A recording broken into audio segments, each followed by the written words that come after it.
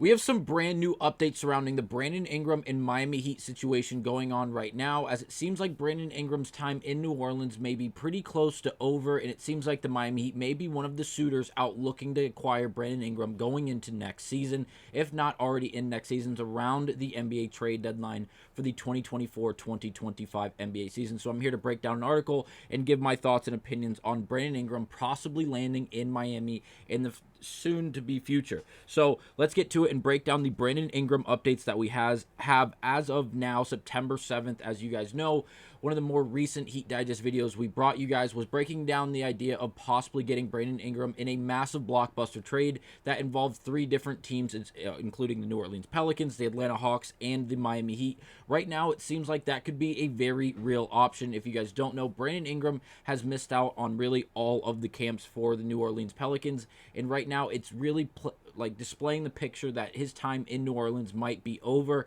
And again, it seems like the Miami Heat, the Atlanta Hawks, and a few other teams are going to be potential finalists for Brandon Ingram to be traded to. So let's get to it and break down the article. It's going to start from this article published by Matt John on Heavy.com, titled $158 million former number 2 pick floated as Heat trade target. And we know this is not the first time we have seen a headline like this for the Miami Heat and Brandon Ingram, as again, this is the second video in less than a month where we've broken down speculation surrounding the Miami Heat and Brandon Ingram. Now, it's going to be interesting. Is it going to happen? Again, this is all speculation before we get into the actual article. It is speculation, but again, there is some substance behind it in the sense that Butler is getting older. He has one more year on that contract before the player option. Obviously, this up-and-coming year is what I'm referring to. And then Brandon Ingram, his time in New Orleans playing with C.J. McCollum, now DeJounte Murray, and Zion Williamson. Are things really going to work? Are they going to try to build off the current roster? Or are they going to try to move a few pieces and rebuild with DeJounte Murray and Williams? And that would mean getting rid of McCollum and players like Ingram as well. So now let's get to it and break down the actual substance of this article. And we're going to start with this quote after explaining that the Heat might trade Jimmy Butler, knowing his age. Bailey explained why Ingram could fit there as somewhat of a replacement, going on to say, and I quote, adding Ingram could give those two a bit more runway. Adding Ingram could give those two a bit more runway with his mid-range attack, decent playmaking, and theoretical ability to switch between multiple defensive assignments. Ingram could be sort of a B version of Butler, Bailey wrote in a September 5th story. Now, I don't have any problem with what he's saying here. Obviously, Ingram has phenomenal length, and he has great size for a small forward / power forward. And obviously, if you put him at that power forward position, you're getting a lot of mismatches, in the sense that Ingram is a slashing, scoring threat on the offensive end without a doubt. He's obviously more of an offensive player than he is a defensive player, and we've known that since he was in high school, then when he went to Duke, and then when he came out of Duke into the NBA. He's always been a scorer. That is what he has been without a doubt. And again, if he were to come to Miami, he would not be a defensive liability due to the size and his ability to switch on from the 2 to 3 or even the 4 due to his size and his length. His arm span his wingspan, I should call it, is absolutely ridiculous, and it gives him a lot of versatility. Now he goes on to say, and I quote, the biggest roadblock here has little to do with how Ingram would fit in Miami's existing framework, though New Orleans doesn't really need a replacement or need to replace Ingram with a guard. The Pelicans have those.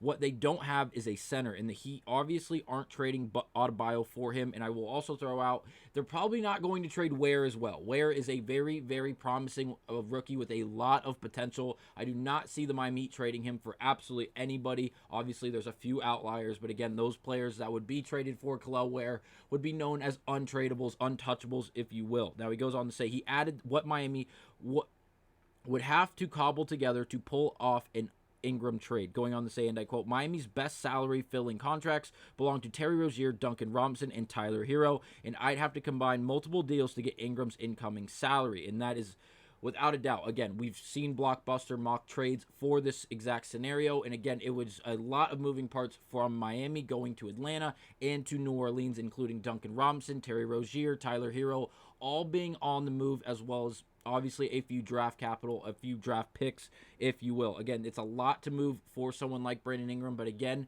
would it be considered an upgrade in your opinion if we were to keep Butler for that last year going into his player option year?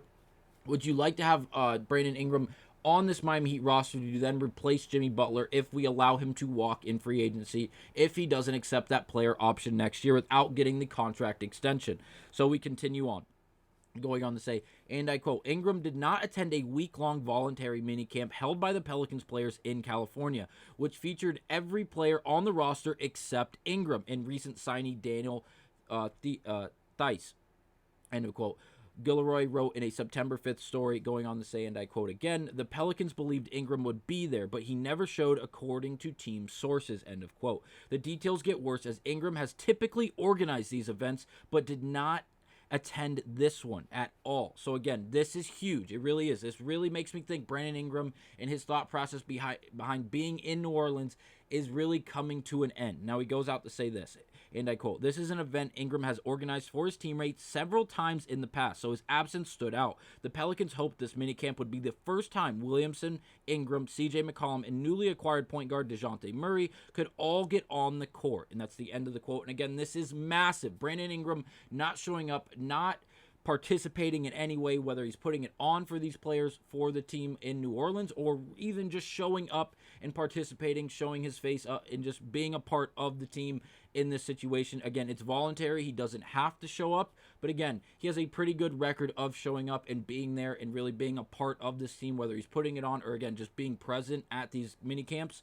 So, again, this is massive for the New Orleans Pelicans, and I don't really know how this is going to go out for the rest of the offseason. Are the Pelicans going to be aggressive in looking to trade someone like Brandon Ingram? Are they going to be calling everyone that could possibly be a suitor? Or are they going to just mention it and allow teams to come forward and throw out trade offers and trade ideas towards them and see what they really like and let it just play out through the rest of the season until that NBA trade deadline in the first week of February? I will say for Brandon Ingram and his production, statistically, he's been damn good. Especially last year, he averaged just under 21 points per game at 20.8, 5 rebounds, and 5.7 assists, which is pretty good as a forward who is really known as a scoring threat. Again, he's 6'8", he's only 27 years old, and from the field, he shoots 49%. From the three-point line, it's 35.5%. He shoots the same percentage on corner three specifically. Again, and a lot of his threes are coming off the pass. It's not a lot of isolation play off the dribble, which is always good to see, whether you are the New Orleans Pelicans or another possible trade suitor for the Pelicans. In order to get Brandon Ingram, you know he's not going to be a ball-dominant player who just solely goes and looks to score the ball in isolation. There's going to be multiple passes, as he does average just under 6 assists a game while still being a reliable offensive weapon for your team. Now, 23% of his shots are threes. So again, he loves that mid-range game. He loves getting to the basket. Again, being a slasher when it comes to scoring, getting to the paint, getting inside the lane, getting fouled, going to the free throw line, and making the free ones. Again, Brandon Ingram is a great player. There's no doubt about it. It just comes down to how is he going to fit in Miami? What pieces would the Miami Heat have to give up in order to land someone like Brandon Ingram? And again, obviously, it doesn't just come down to making a one-way trade, Miami and New Orleans. This is probably going to be an ugly trade in the sense that it's going to be 3 teams, if not even more. And I don't even know if you can do a 4-team trade at this point. But again, it seems like with contracts and with the amount of moving assets going out of Miami and coming back into Miami, it seems like there's going to definitely have to be a 3-team trade going on. Teams like the Jazz, possibly the Atlanta Hawks, these are teams I could definitely see moving packages around in order to get a big lump sum coming back from either Miami or from the New Orleans Pelicans if they decide to move more than just Ingram this offseason or early parts of this up-and-coming season. But again, that will be it for this episode of Heat Digest. Again, it is fully speculation. Nothing is fully started moving yet, but a lot is behind Brandon Ingram not being a participant in that voluntary minicamp. So again, let me know down in the comments what you guys think about this situation, and is Miami going to make a push for Brandon Ingram, and would you guys enjoy that? Thank you guys for watching this episode of Heat Digest. I'll see you guys on the next one.